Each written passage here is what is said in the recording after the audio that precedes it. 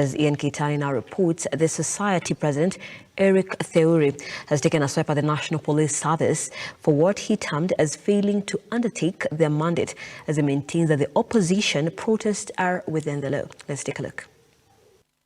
As the debate on the anti-government demonstrations takes center stage in the country, the Law Society of Kenya has come out to defend the protesters, insisting that their right to picket is provided for in the Constitution and should be protected by the authorities. The recent protests have widely been promoted on an agenda centered on electoral malpractices, socio-economic grievances, and this, in our view, does not constitute war propaganda, incitement to violence, hate speech, or advocacy of hatred that constitute ethnic incitement, vilification of others, or incitement to cause harm or discrimination.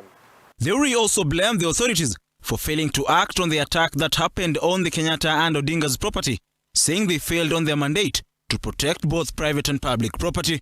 We've also received reports of biased responsive actions from the police forces where they have failed to respond to attacks on property affiliated to former senior government officials.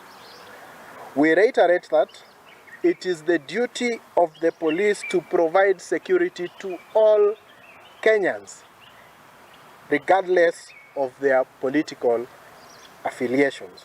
The National Police Service, in a statement to newsrooms, insists that the investigations are ongoing regarding the invasion that happened on the Kenyatta family farm, and those found culpable will face the full force of the law.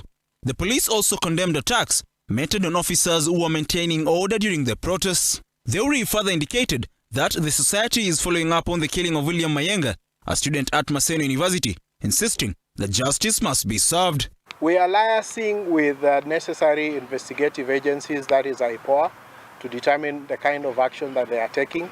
And if and when we establish that there are gaps in that investigation, and we then take the necessary action, because there are competent arms of government that have been set up to investigate exactly such incidences and ensure that where there is a fatality, there is an explanation as to the use of force by the police leading to that fatality.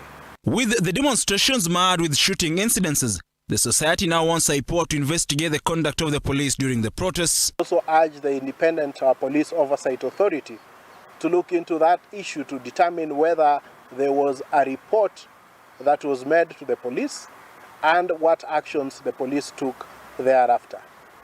Upon those circumstances becoming clearer, then we can be able to make a determination as to the response that was undertaken by the police. Keitani, Look Up TV. Thank you, Keitani, for that report. And now to your